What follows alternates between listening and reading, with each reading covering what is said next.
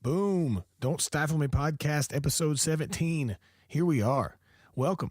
My name is Jacob Stiefel. How are you doing? How is your day going? I hope it's fantastic. Whether you're in the car or at the office, bush hogging in a pasture, walking on a treadmill, daydreaming about chips and salsa. Damn. Now I really want chips and salsa. Anyway, I digress. This episode is going to be coming out on Tuesday morning, June 27th, 2017. And I'm actually recording this part of the podcast sitting at my parents' house in Northeast Alabama before I head on over toward Texas later this week. This weekend, I'll be playing in Galveston, Texas. And then over the next few weeks, I've got shows in New Braunfels, Dallas, San Antonio, Austin, just bouncing all over the place out there. So if you're near any of those cities in the great Lone Star State, you should come out and hang out for a show. By the way, like I said, my name is Jacob Stifle. Along with hosting this podcast, I'm also a singer-songwriter. I've got music available online, plus there's tour dates and merchandise over at jacobstiefel.com. Okay, now let's get to the episode. Pick it up from piano.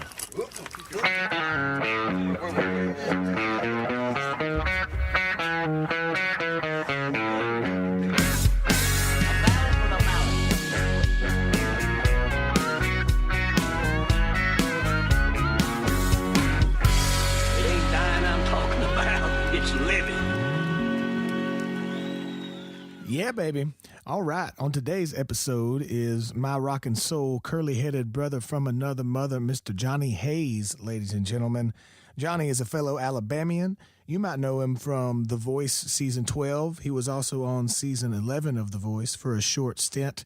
We talk about all that and a whole lot more, and he even sings you a little song at the end of the episode. So I suggest you stick around. Anyway, here it is, my talk with the one and only Johnny Hayes.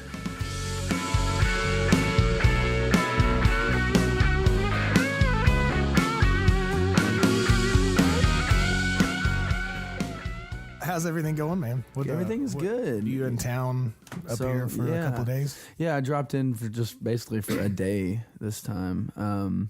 Good to catch you this time. We tried to do it before. Yeah, I have to apologize. Somebody slept through it. Yeah, so what had happened was, we played, let's see, where did we play at? Top Shelf. And Top Shelf is like the first bar I ever played. Is that in Tuscaloosa? Where is that? Tuscaloosa? Okay. It used to be called Nemi's Top Shelf Tavern. And I was like 20 the first time I played there, and they didn't know that. Yeah. And then kind of just asked. I pulled that card a few times. Man, I was just in the bar, and I kind of just asked the guy that was on playing. I was like, when he was on break, I was like, hey, can I get up there and play a couple tunes? And he's like, yeah. So that ended up being the first spot I ever played, and then I kind of revisited that this past weekend, and that's cool. That'd be a pretty cool feeling. So yeah, it was like third. It was. I'm trying to think. Where I don't even remember. They run through, but we played at Neighbors the night after, and Neighbors was the first bar I ever played in Nashville. In Nashville, that's cool. It was like an old stomping ground memory lane weekend tour. Yeah, that was last weekend, right? Yeah, and so we were up for like basically right after the Tuscaloosa gig. And I had a meeting at 10 a.m. here in Nashville the next morning. So we drove through the night. I went to the meeting. I came back home. And I was supposed to take a nap. I'm just going to take a nap. And it was like 4 hours, 5 hours later. That's all right. I am a dick. I still love you, buddy. I love you more. Well, for those out there listening and just getting on the Johnny Hayes train, and they're like, "Who is this Johnny Hayes guy?" I can tell listening to him that he must have curly hair. I think it just comes out in your voice. Johnny is one of my best friends that I met here in Nashville, and. Where are you from, Johnny? We'll just start at the beginning. So I'm from Mobile, Alabama. I'll do the voice spiel. My name is Johnny Hayes. I am 29 years old, and I am from Mobile, Alabama. I'm from Mobile, born and raised there. Lived there for 18 years of my life, and decided basically I got a call from the University of Alabama like in August. School started like at the end of August. Yeah. And I didn't know where I was going to school yet, Mr. Right. on point here. So So you were born and raised in Mobile? Born and raised in Mobile. School, grew up in school and everything? Yeah, went to Did you play sports. Did you play any sports? Yes. What sports did you play? Loads of play. I played football, basketball, ran track. Basketball was like my first love. Yeah. And it was my dad was going to be. Well, I didn't know this yet, but apparently the school needed a coach, and nobody wanted to volunteer, so they asked my dad, and he asked me if I was going to try out for the basketball team, and I was like, no, I don't want to do it. I'm like 7, and I'm super shy. Yeah, didn't want to do it. He was like, well, I'm going to be the coach. You sure you don't want to do it? And I was like, no, I still don't want to do it. And then I ended up doing it. He set me and benched me that whole year. Yeah. Because I wasn't good. You would have thought oh, Dad's my coach. He's going to put me. No. Well, the good ones wouldn't. Yeah, right. Well, there was no nepotism. Yeah. Ever. That just wasn't for no me. playing favorites for. Yeah. So yeah, man. So I worked hard, and then I was What'd you run for track? Track, I did the 100-meter sprints, did the hurdles, which was a complete disaster. Yeah. Did you fall a lot? I didn't fall, but I made sure I didn't fall, and so I never tried the hurdles. It was I would run up to it, yeah, jump, stop and jump over it, and then start running again. And start running, which is kind of defeats the purpose, right? That's not good for racing. It's you're supposed to hurdle it, yeah, not jump it. But anyways, yeah. So I've done a lot of different sports. So I was on the track team, but I was a fat kid, so I just threw shot. Did the shot put and stuff? Shot. And I attempted the discus. Was that right? Yes, discus. Yeah. I attempted tried that, but it was not my bag. Too much spinning and not my bag either. Yeah. Cool. What position were you in football? This is all very important stuff. Yes, it is. It kind of leads up to this. Honestly, this conversation. But I played. Started out playing tight end, and then I moved to wide receiver. Kind of as I got older, I started in about 6th grade, and I was a little tight end because I didn't have wide outs, and I loved catching the ball. I wanted to be a wide receiver. Keyshawn Johnson was my dude back then. I wore his number in high school. So yeah, and then wide receiver. The most important question. Yes. Did you grow up an Alabama fan? Oh yes. It was probably first words were Roll Tide. Oh yeah. That's the way it is. I mean, it is what listening. It is. Yeah, it is. It's religious. Yeah. Did your parents go either? No, that's what's funny is that neither one of them went there. So finally, when neither one of them actually went to college at all. They did. They turned out all right, but as people do, I gave them a reason to actually cheer for them now. So yeah. So you didn't know where you're going to school. So we'll get back. So we'll segue back there. So I didn't. And after high school, I kind of was done with sports. I'd kind of decided I did not want to do that anymore. Had you started on music yet at this point? Not really. You just liked it. But, I was in chorus in high school, and I was in the advanced chorus. And then I noticed that a bunch of dudes were playing guitar all the time, and I was like, I gotta do this. This is kind of bullshit that all these guys are doing this, and I know I can do this. Okay, I don't know.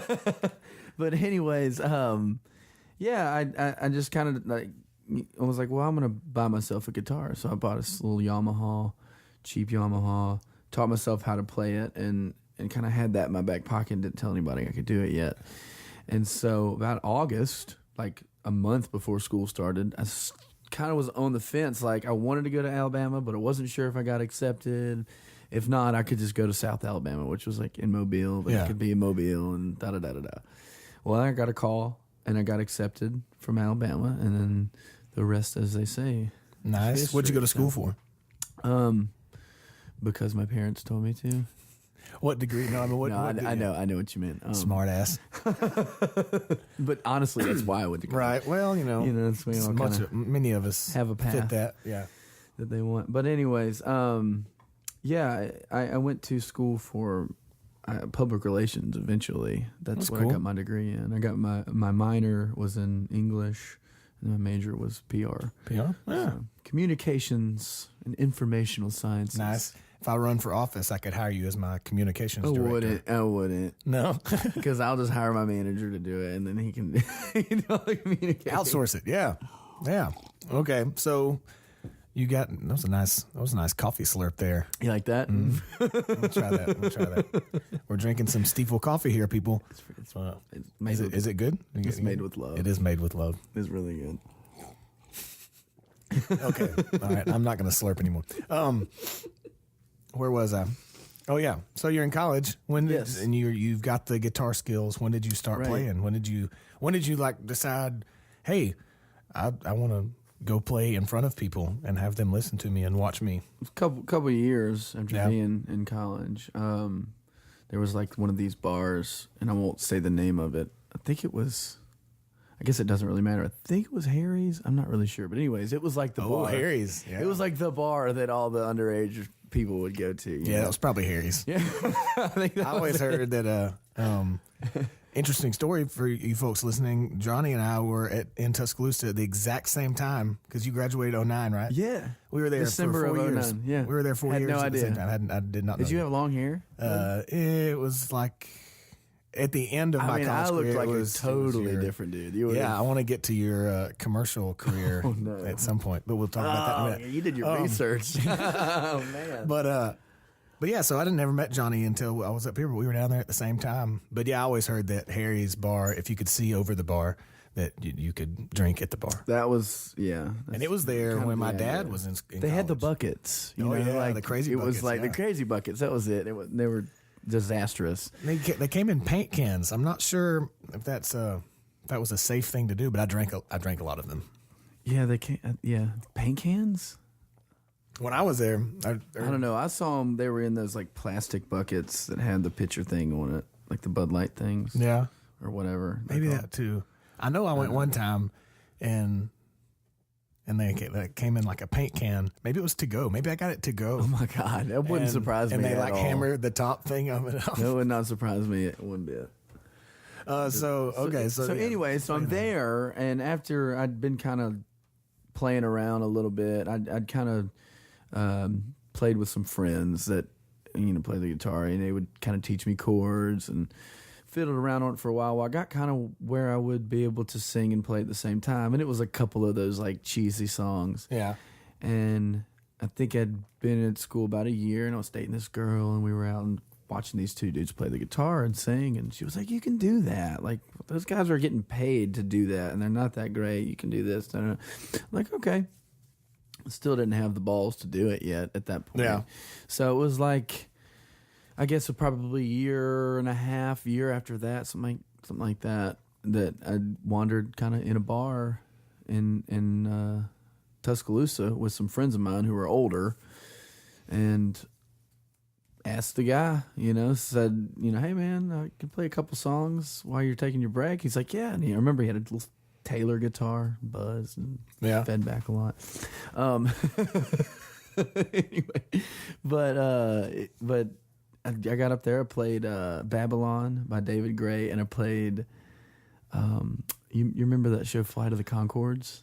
Yeah. So I played that. Looking around the room, I can tell that you are the most beautiful girl in the room. Well, I played it like I was messing around. Well, they loved it, and ended up booking my first little gig there for like $50 on a Tuesday or something. Yeah. But when I started playing gigs in Tuscaloosa, where I kind of first started playing bars and stuff, I would have to wear sunglasses so I could close my eyes and pretend like there was not people in the room, because I would get so nervous in front of people. Yeah. Well, I'd kind of done chorus in high school, and I'd done some talent shows. Yeah.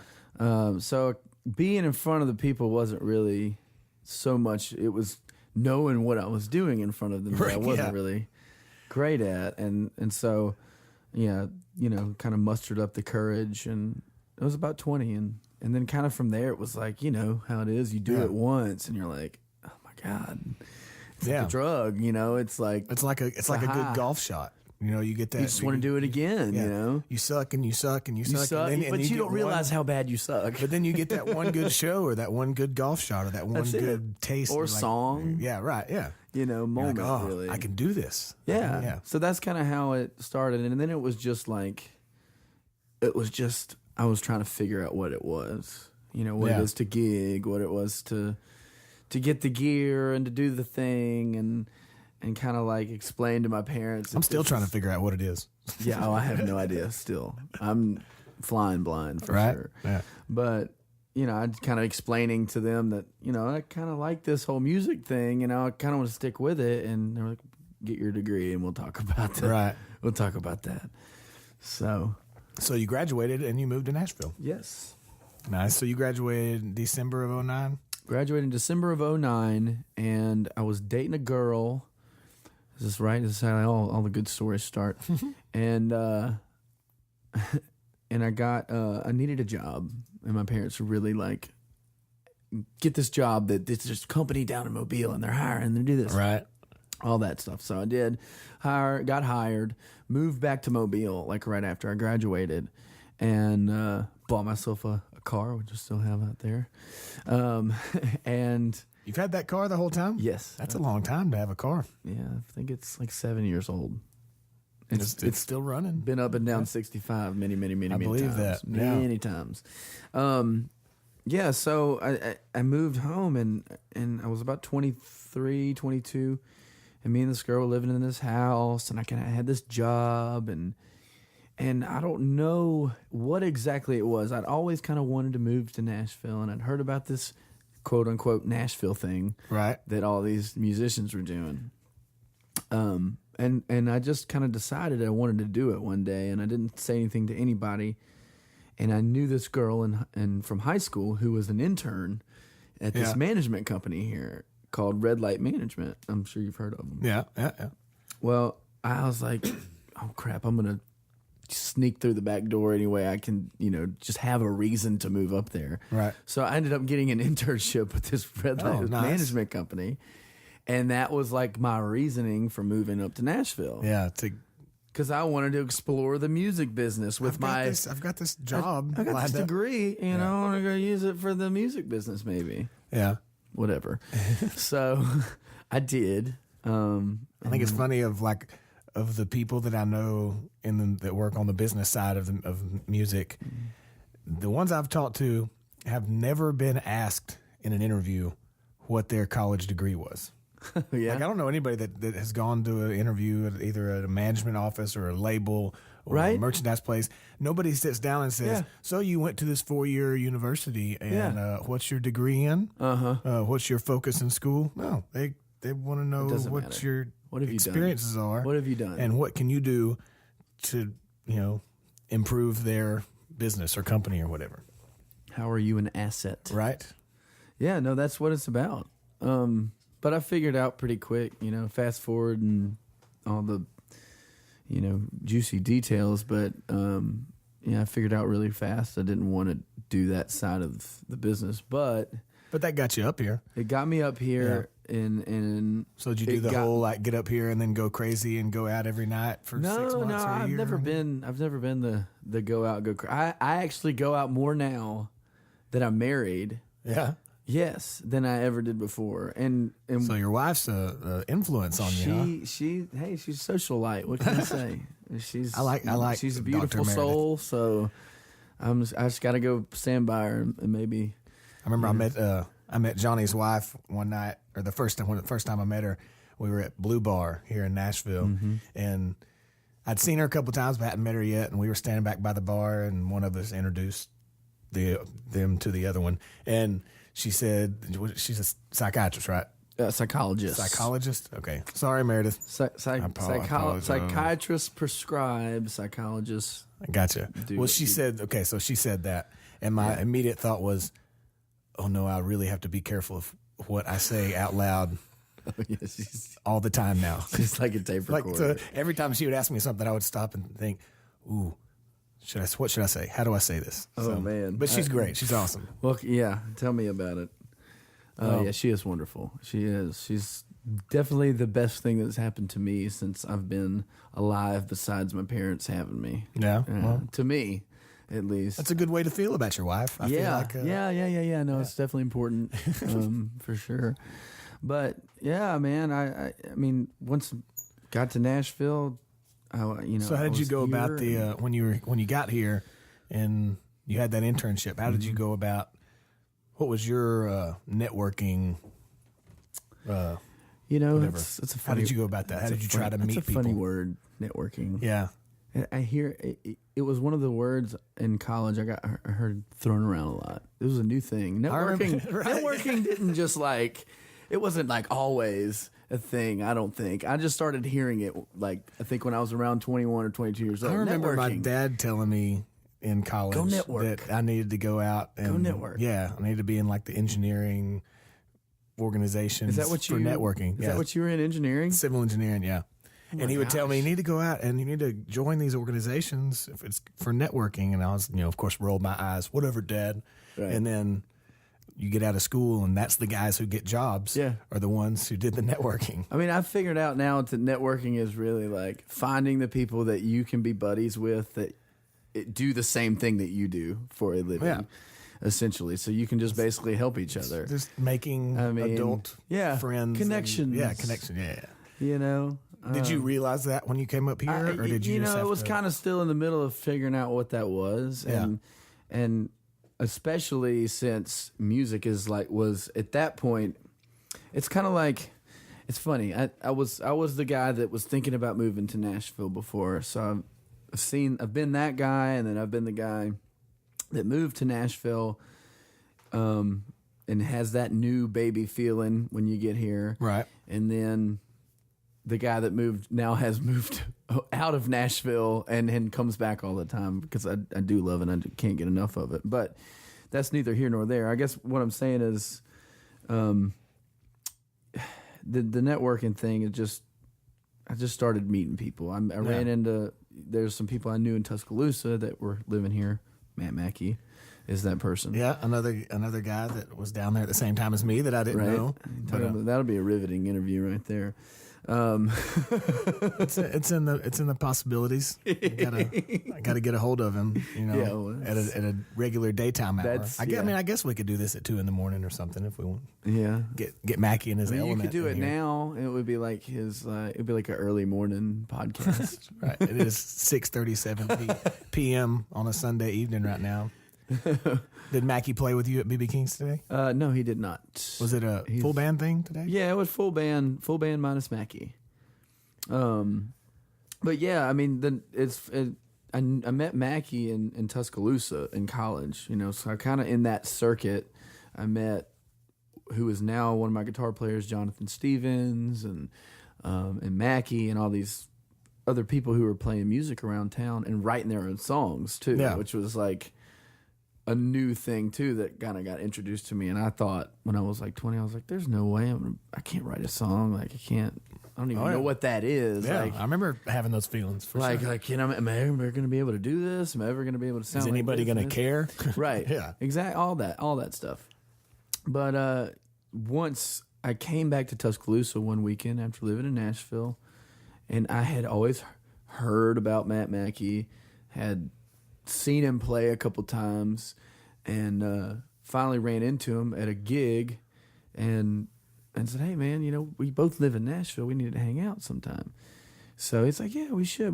I hit you up." We ran into each other again at a Gabe Dixon show at 3rd and Lindsley, and stepped outside, had a cigarette, talked, and then we became pretty much instant friends. And then we would just go to the places that you go to network in Nashville, which is like whiskey jams, basically the one those kind of things that started it all really with the whole band, because we went and played for the first time together at Whiskey Jam. Oh, that's cool. I had written maybe 4 songs ever. Yeah. So we played 2 original songs and a cover song at Whiskey Jam. Yeah. And then we met from there a gal named Hannah Dasher, who's an amazing artist, by the way. If you haven't, do you know Hannah? You know Hannah Dasher? I don't know. That name sounds familiar. Man, she's just good as gold. But she's an incredible songwriter. So anyway, she sees me and Mackie play, and she's like, "I got a jam I run on Thursdays at Judge's Vinegar Room down on Church Street," which it's not there anymore. But that's where I ended up meeting Cardwell and Mark Williams. Nice. Yeah. And that's basically the guys that are in my band, right? Yeah. And so it just kind of, that's what it is. That's what the networking thing is, I guess, and that's how it started. Yeah, and you also learn I learned a lot of who, like, you make friends and people to hang out with and like-minded people, but you also meet a lot of people that you end up learning you shouldn't hang out with. Oh, absolutely. And my daddy you says, learn how not to do things. I was to say, my dad says there's probably way more people that give you an example of what not to do than of what to Especially in this town. Oh, God. Yeah. Well, and you can stumble across it. You can go, Well, I guess in this town, every town, there's people everywhere. No, it's true. Yeah. It's true. It's from a singer-songwriter standpoint, I would say that, Yeah. in this town, it's especially. So before we get too far here, what is the name of the commercial? Oh, gosh. The auto commercial. I mean, you're putting me on the spot. I got to am. tell you, don't you? Yeah, But now it's you going have to go tell out. me. I've So got it right here. I just is want to it? apologize to everybody that's going to look this up. What's the name of it? Okay. Harco? Harco Automotive. It's a used car lot. Okay. I had a buddy that he worked for a... You should I guess a company that- everybody, you should go look up Harco, Harco, Automotive. I gotta say, before you play it, Which one should we do? the Singing Bob one, Yeah. that is honestly probably the first song I ever completed was the jingle for this, and I don't own it anymore. Obviously, it's like that. Yeah, I don't know if we're gonna get kicked off of something here, but I don't know. We're gonna do it anyway and see. I'm gonna play this on my TV here. So bad. See, so you can hear it. This is great, ladies and gentlemen. Harco Automotive, Singing Bob television commercial from Early days. circa around 2009. You want cheap down payments, you don't have to go far. Go to Harco Automotive on Skyline Boulevard. Bad credit, no credit, it's all good. They the best deals in town, and that's understood. Buy here, pay here, easy as pie. They shake your hand and look you in the eye. Harco Automotive is the place you want to be. To find great deals with warranties and construction SUVs. So if you want to be like Bob and have a car that picks up chicks, call Harco Automotive at 556-7676. Yay! Ladies and gentlemen, Johnny Hayes. There's two or three other ones. This is 3 in 1 right here. Well, I'm going to put the link to it on the show notes page, which will be don'tstifleme.com/017. And everybody can just check it out for themselves because there's several really good ones. I remember seeing the dipstick one. That's thinking with your dipstick or whatever. Did you actually see that? In I remember Tuscaloosa? seeing it at my shitty apartment that I was living in on Bryant Drive. And I remember thinking how stupid of a commercial that was. Oh my! It's terrible. There's no doubt. I don't write the commercials, by the way. Right? You were just I got the paid, eye candy. I got paid to which man, that was a cool. That was great. 10 years ago almost. Cardwell wanted me to make sure and ask you about that. Oh God. Yeah, that's that might be on the internet later. Oh man! And actually, after my blind audition, the guy that. His name's Joey, that posted those videos. He actually was the camera guy or whatever that kind of set the whole thing up. Put it on my fan page that night. Because that's kind of how it started. I think you, for those of you listening, if you didn't read the show notes or information details or whatever for the podcast today, Johnny Hayes here was on The Voice. What season? Season 12. You were on season 11 for a short. I tried out for season 11, and I didn't get any chairs turned, and then I got asked to come back and do season 12. Awesome. Yeah, I have people ask me if I should, or tell me that I should try out, or if I'm ever have or want to or whatever, and I couldn't stand having people tell me what to do. So that would be the hardest part to me. Yeah, it's a lot of give and take. Yeah, but. I mean, for the exposure that you get, it's great. It is, and that's the one thing that they kind of know they got. Yeah, and that's their know selling you point. Want more than anything, and you're this is what you've been trying to get to, and as great as it is, and it is a wonderful like platform to be heard on, and Right. it's great. I wasn't on board with some of the. It almost was too perfect sometimes. You know what I mean? Well, yeah. And it was. I could see. It's a TV show. Yeah, yeah. But and that was kind of how I had to keep in mind. It's a TV show before it is anything. Else. Yeah. So, yeah, it was a fun experience. I'm glad. I'm totally glad I did it. I don't regret it. I tried out. Oh my gosh! I tried out the year I moved to Nashville. I tried out. Did they have it that long ago? Oh yeah, It was like the first 2 or 3 seasons. Man, I think it's been going. It used to do a season a year, and now they do 2 seasons a year. So, anyways, it was kind of like I think 3rd or 4th or 5th. I don't remember. I don't remember what season it was, but I did the thing where you stand in line all day. Yeah. And then, sorry, I just hit that mic That's all stand. good. Fancy. By the way, this is just. I love it in here. Yeah, It's got it's such a good vibe. juju Yeah. and vibe in here. It totally Good. Had a does. little, some incense going. Yeah, it smells good. If in you here. if you could smell through your phone or your computer, it smells great in here. It does. It does. I wish they could. But anyways, yeah, I tried out, did the whole standing in line thing, and I got on a maybe list the first time I tried out. Yeah. Didn't get a call back. And then about 2 years later, I got through the part where you stand in line all day. All right, they bring you in a room. Damn. So you've had a long history with the voice people. Real long. And when you're in the system, you're in the system. Yeah. So I don't know how they got to me.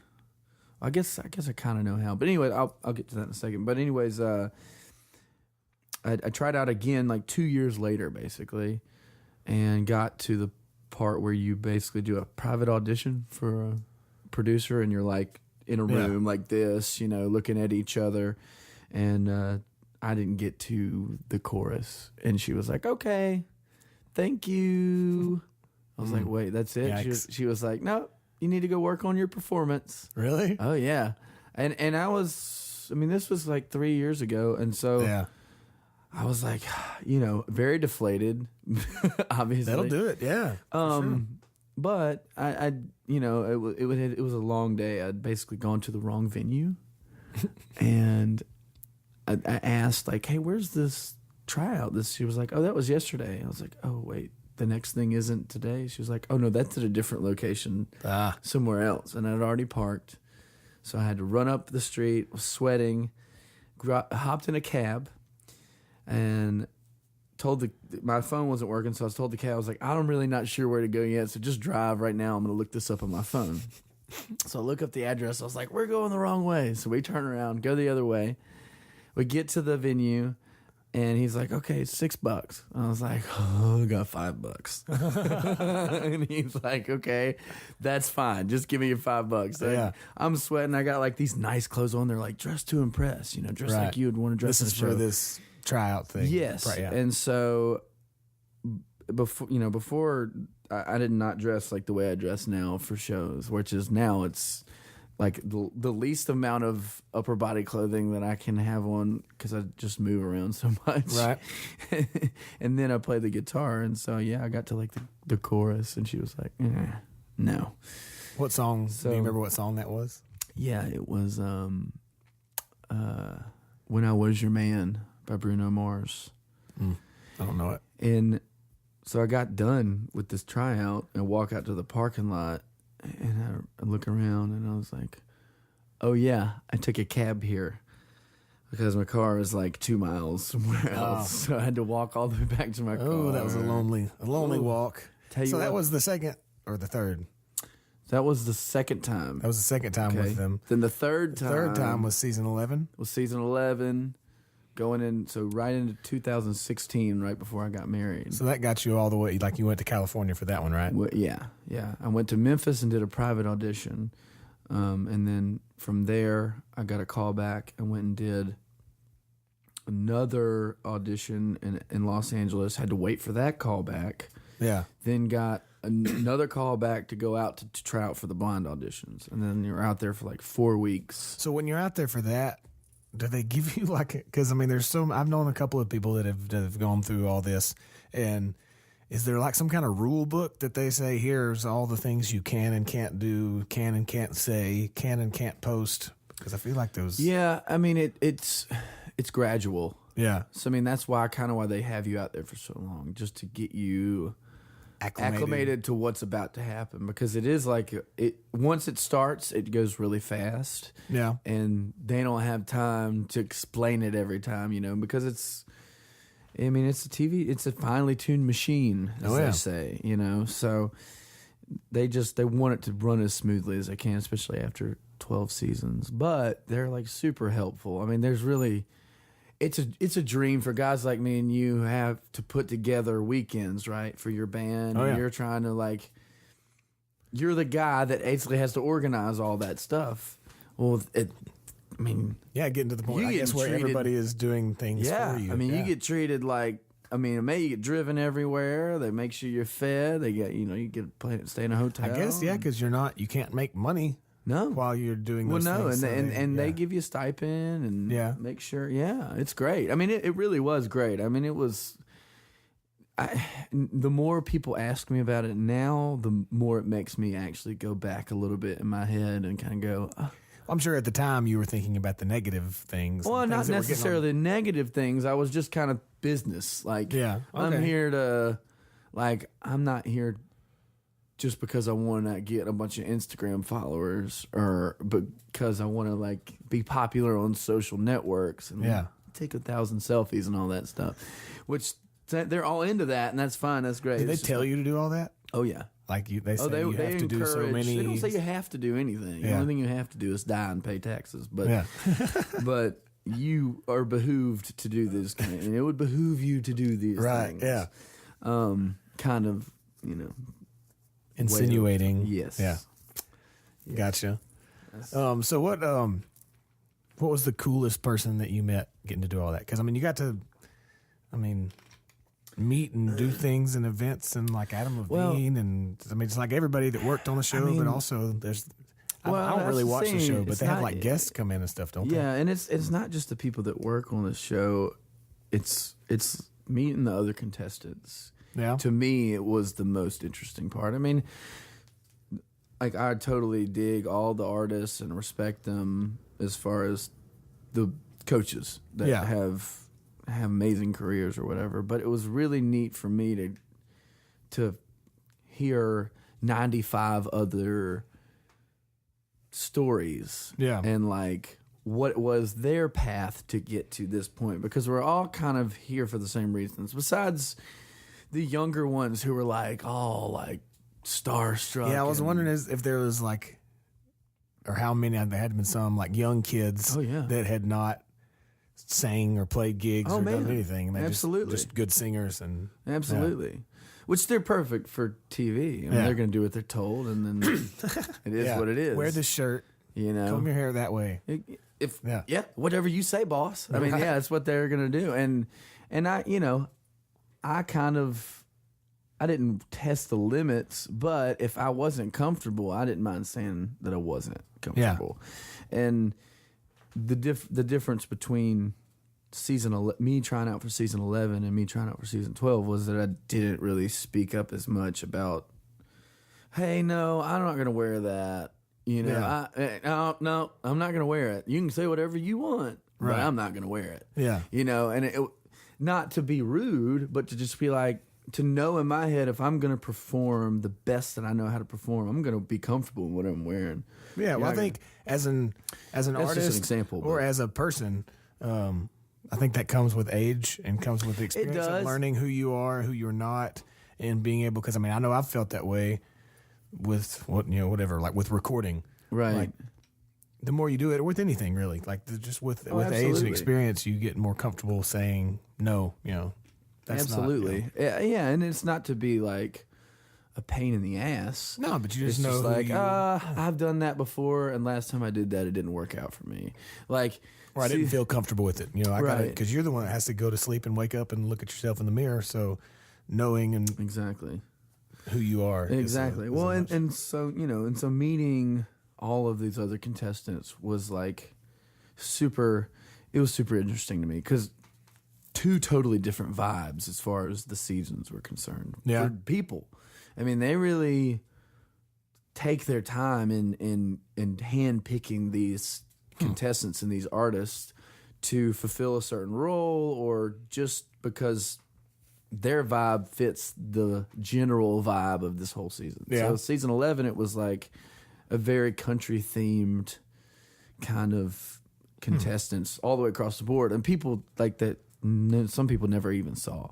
They're amazing that you'll never even hear about. Oh, yeah. I mean, they're there.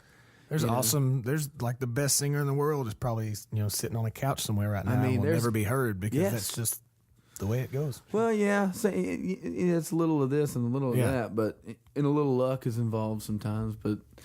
But yeah, I was meeting that group, getting to know them in season 11, and I already knew a couple people going into it, and then season 12 was just, night and day. Like, I really connected with season 12. Yeah. Like, Jesse Larson, who made it to the top 4, is like super incredible good buddy of mine. Chris Blue, who won the whole thing, was my roommate while I was out there. Nice. So you still close with you? Yeah, stay and in I still touch talk with to everybody? I mean, you know how it is being a musician. It's like As much as you can. Yeah. hello, goodbye, see you next time, and Yeah. it's like you don't skip a beat when you see each other. So it's Right. kind of like that. And me and T-Soul, I just really, Malik Davage, like there was a brotherhood, kind of a bondage there, and a lot of guys that did it already for a living going in, girls and guys that did it Yeah. before The Voice, so they already came in with that attitude of like, I'm here to work, like I'm not here to be, See the bright like, lights. yeah, I mean, because the further that you get, those things are going to come, and you can't be, oh my gosh, when you get to them, or you're not going to be taken seriously. I mean, this is what I've learned just because I've been the one that has been like, oh my gosh, I can't believe I'm doing this, and you're like, Yeah. your mind's not where it needs to be in order for you to get further in this. And that was my mentality, but because I had tried out, like, this would be the 4th time, so I was like, I'm not messing around. Like, Yeah. either this is going to go how I want it to go, or I'm going to go home and it's going to be fine too. Are you going to do it again? No, you can't. Once you get past the chair turn, there's no doing it again. Okay. Yeah, everybody thinks that you can go. I don't as think many you can times try. as you want. Man, Yeah. it's Well, otherwise. going as far as you did then, and seeing all that, would you do it again? Knowing what I know now, Yeah. no, Yeah. Why not? because it did what it did. It's going to reach who it's going to reach. The people that watch that show, there's loyal fans that watch that show, and they're going to watch it every season. Yeah. And so every season, they fall in love with some new characters and their characters. But I think for some people, it works out really well for them. But then for me, who I'm just like, now I have a Nashville mentality of like, it's all about the song. Yeah. And it's always going to be about the song. So fundamentally, I'm not in the same like wavelength. Not that theirs or mine is better, but like The Voice is a pop Yeah. More Hollywood pop kind path. of. Yeah. It's very clean. The music is clean. The images are clean. And some may say cheesy or corny. I just say it is what it is. And then there's what we do. Yeah, To me, more- they're just totally different things, and it's not no disrespect either way. It's like I've wanted to do that before, and then realized it wasn't the path for me. So I'm going to go as far as I think this show could take me, and I think it did. And plus, they keep you in a box. You have to be a thing or a category to somebody for them to understand. Like, oh, what do you do? You can't say I do everything. Because that doesn't work. Like, it doesn't. You have to pick It's something. like you said, they want characters. They Well, want, and whether in your mind or whatever, you have to pick something. So I just say I'm rock and soul. Well, that's not going to be on any of the categories on The Voice, right? Yeah.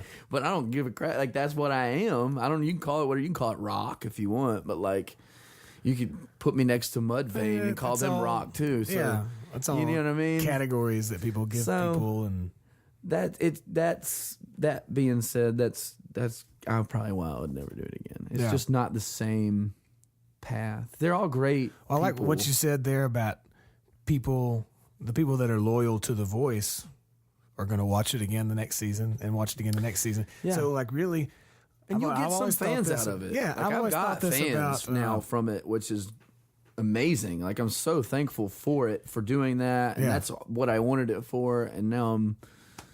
Yeah, well, I've always thought with all those reality shows, even back to, American Idol or whatever, like any Nashville Star, any of those things.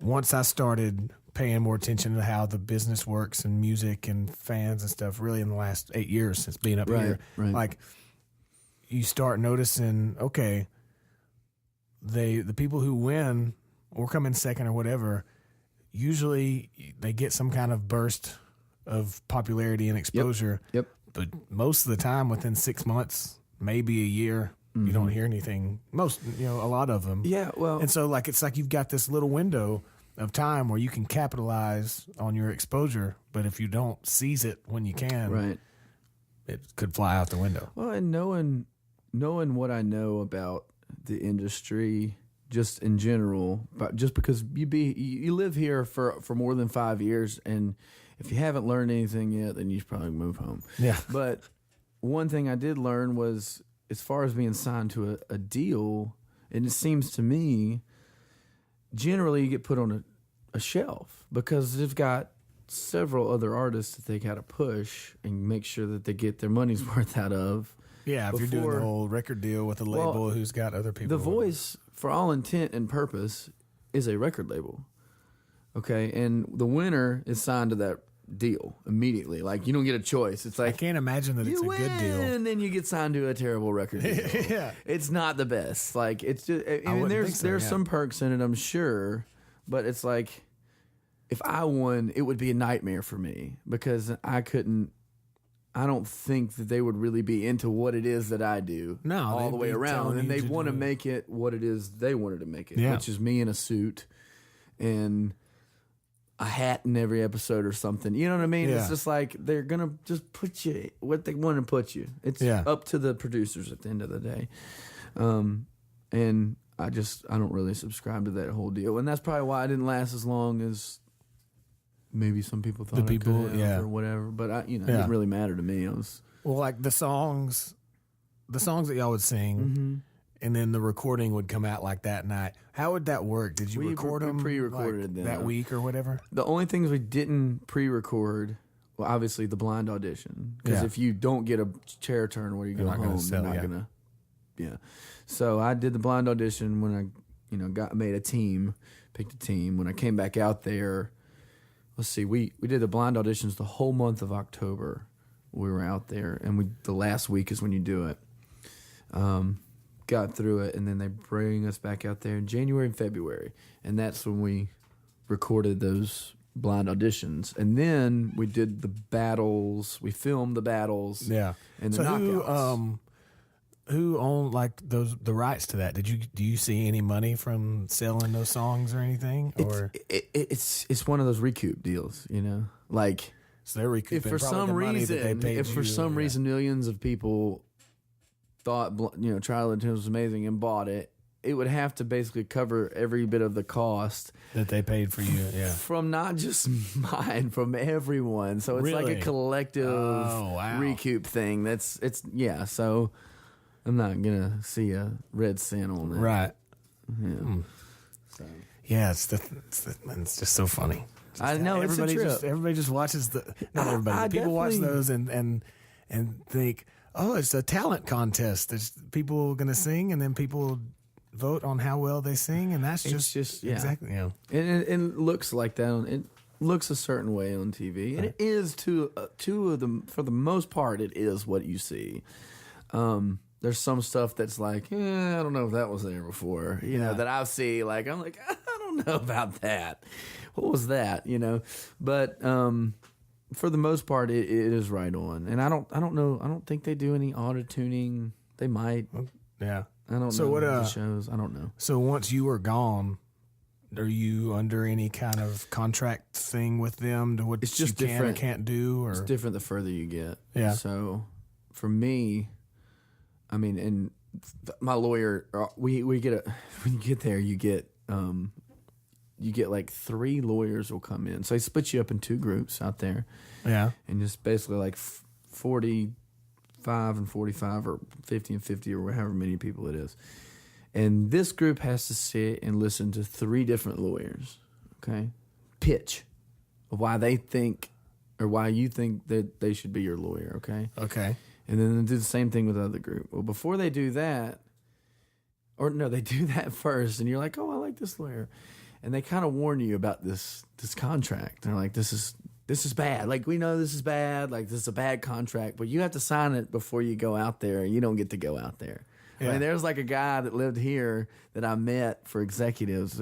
I was like, hey, man, I knew he made it. I was like, where are you at? Like, why aren't you here? He's like, oh, man, I didn't want to sign that contract. It was really bad. I was like, well, okay, I know it's bad. It is. I've never signed any contract for anything besides this. So I was like, whatever, let's do it. My wife said, go for it.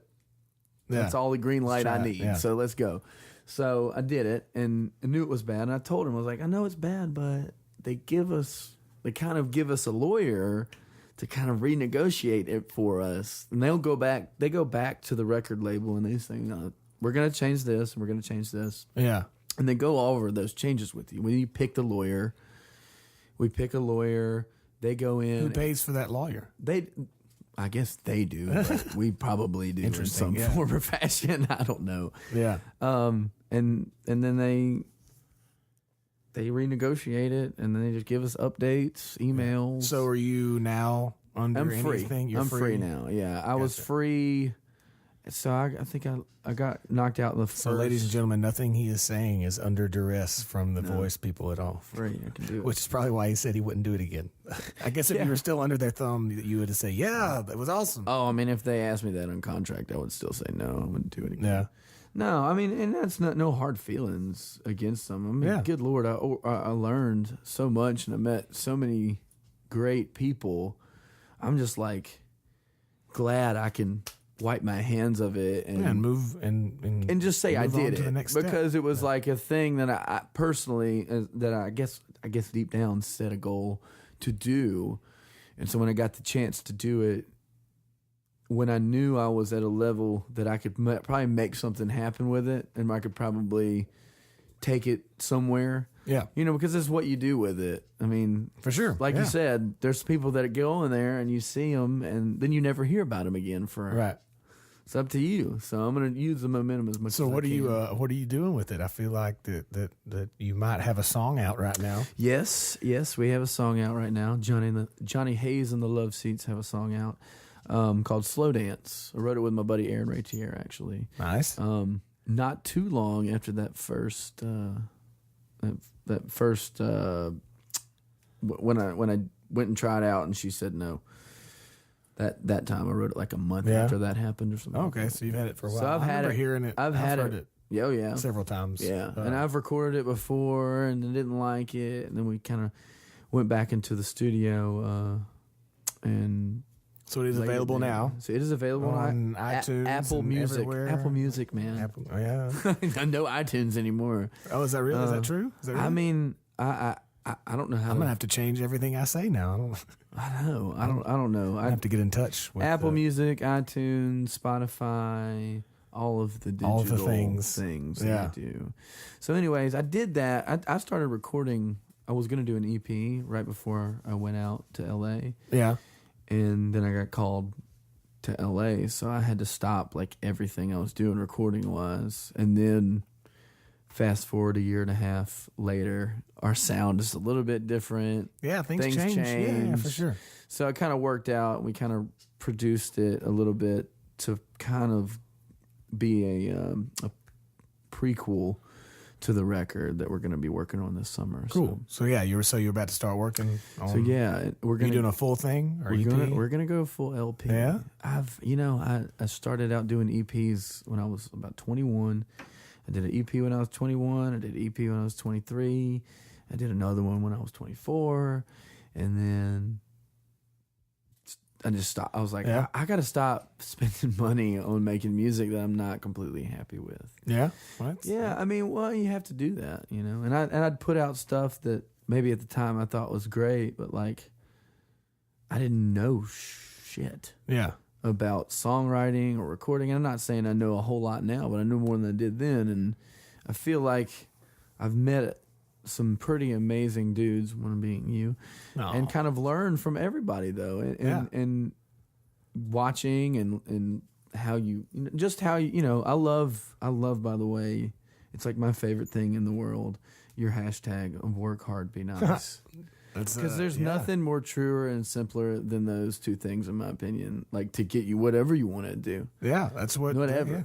That's a life motto that more people should live by. Oh man, it's so simple and so good. You need to write a song called that. You can have it. It's not a bad idea. Maybe we should just do that. We should do that. Yeah. Maybe after this is over with, we can try a song. This is pre-recorded, right? So my this wife is pre-recorded. She doesn't have to know I'm going to spend another 30 minutes writing a song.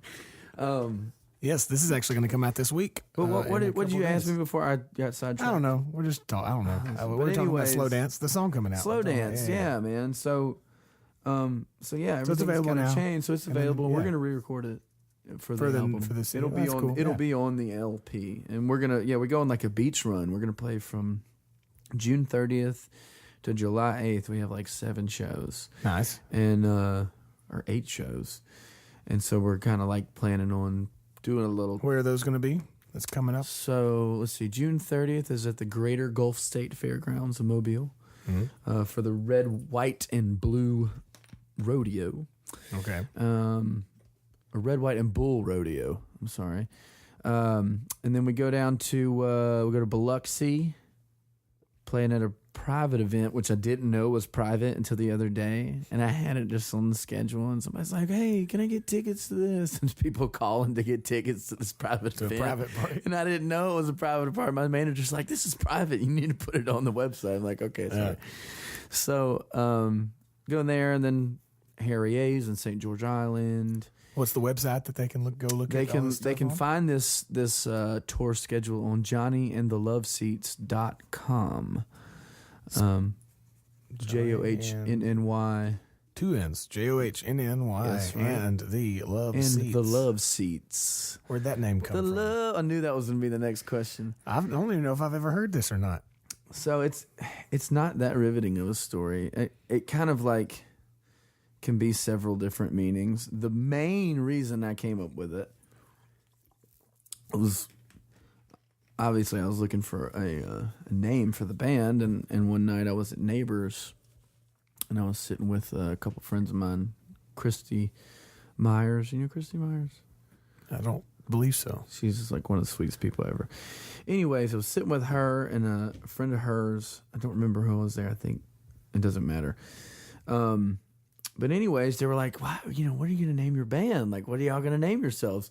Well, like for the longest time, when we were just playing Neighbors, it was me and Matt Mackey, and we would invite a couple people here and there to play with us. And he called it the Magic Sex.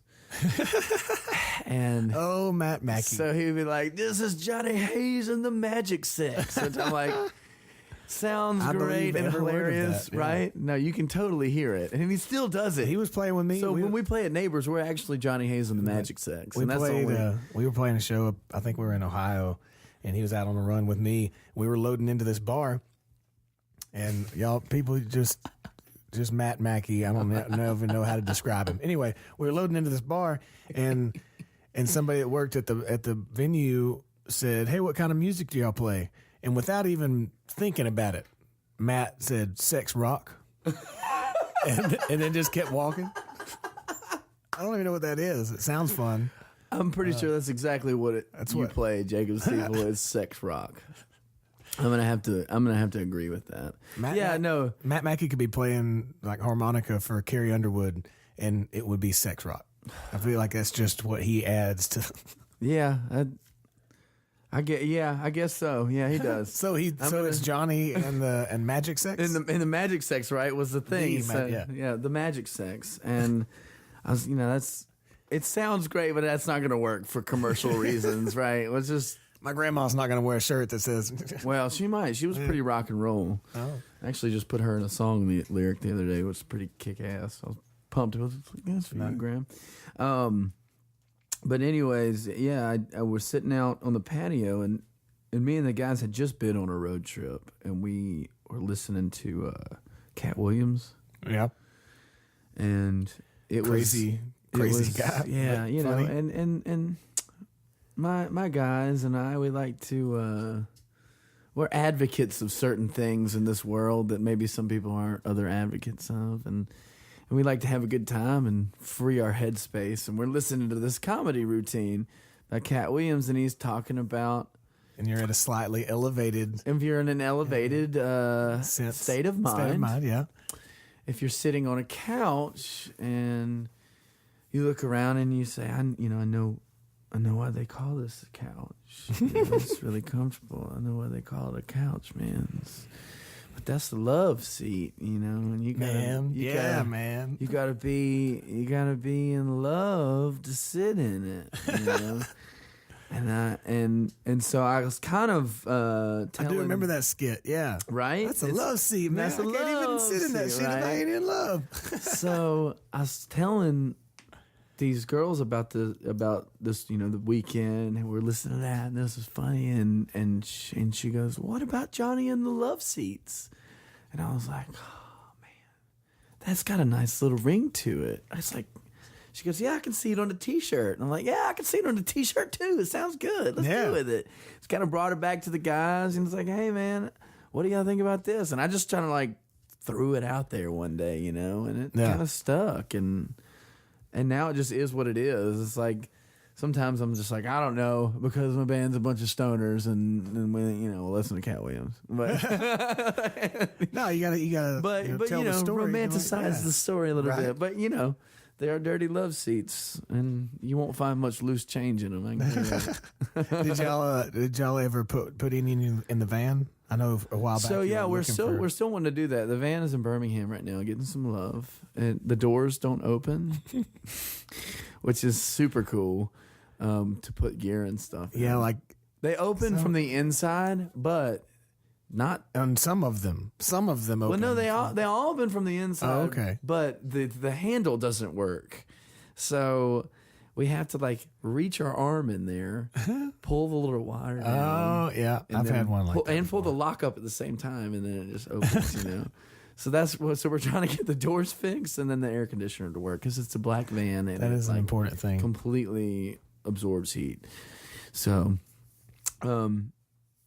No love seats yet, so that's like the next thing. Every time we actual physical love seat. Every time we talk about the van. We talk about what we want to do to the van, or you know, eventually it turns into, hey, can we fix the doors? Like before we do before we do anything, before you want to put a phone plug in or a little TV in the corner, can we just maybe get the doors through?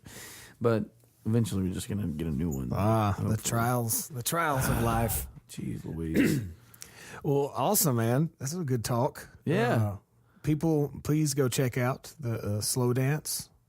Yes. It's pretty badass. Go download it. I downloaded it. Rock and soul. Whenever it came out. Rock and soul, baby. Rock and You should put that on the soul. shirt. Put that on the shirt. I want to. I didn't coin that phrase, though. Oh. I got... Who really coined anything? Well, I think Memphis coined that phrase. Really? Yeah. The first time I saw it was some sign in Memphis the day after I tried out for The Voice and did a private audition. Nice. And thought, you know what? If I'm going to do this, this is the stuff I'm going to do. And that's what I ended up doing was Otis Redding and all that stuff. So it worked out. And very cool. Rock and soul. Well, check it out. Slow Dance. Johnny Hayes, JohnnyandTheLoveSeats.com. Yeah. Thanks for coming in, brother. Yeah, man. Thanks for having me. I appreciate it. Thanks, everybody.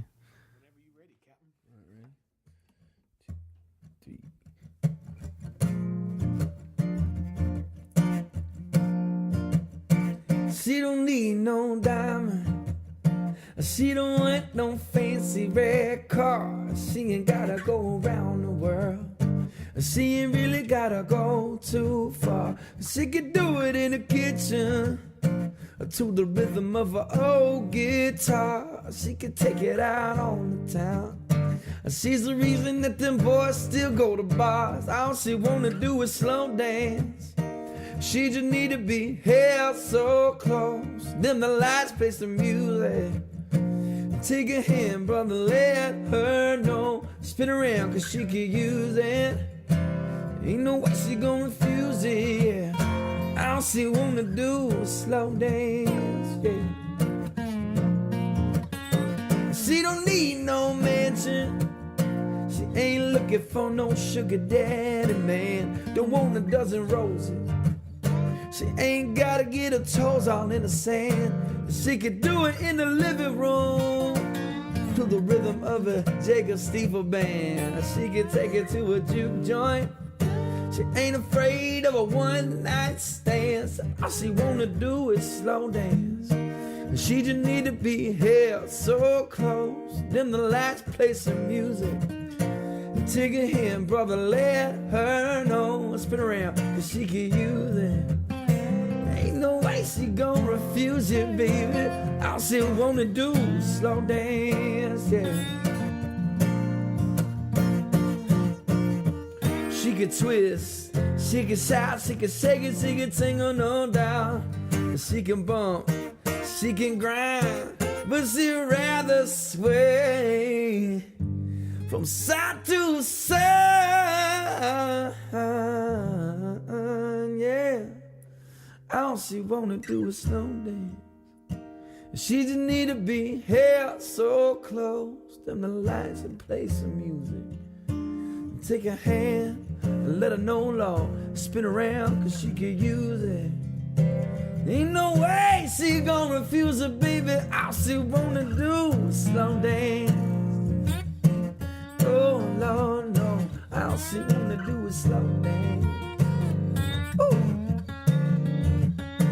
She can do it in the living room, yeah. The Don't Stifle Me podcast, baby. Oh, yeah. All she wanna do is slow down.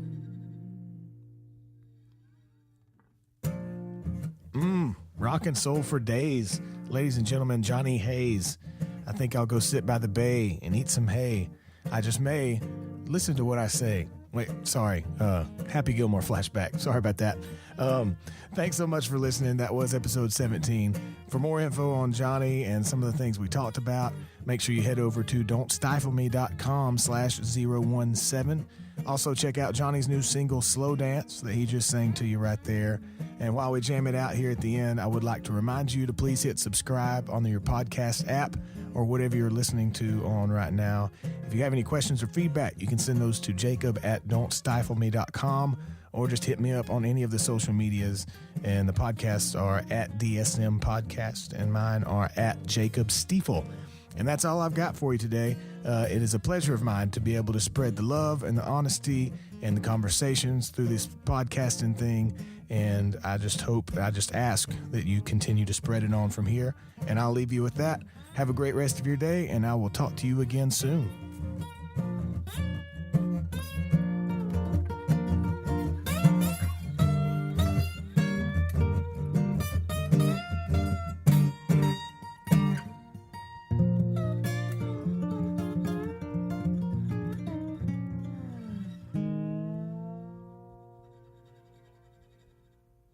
Slow dance to that. Yeah. Johnny Hayes, ladies and gentlemen. All right.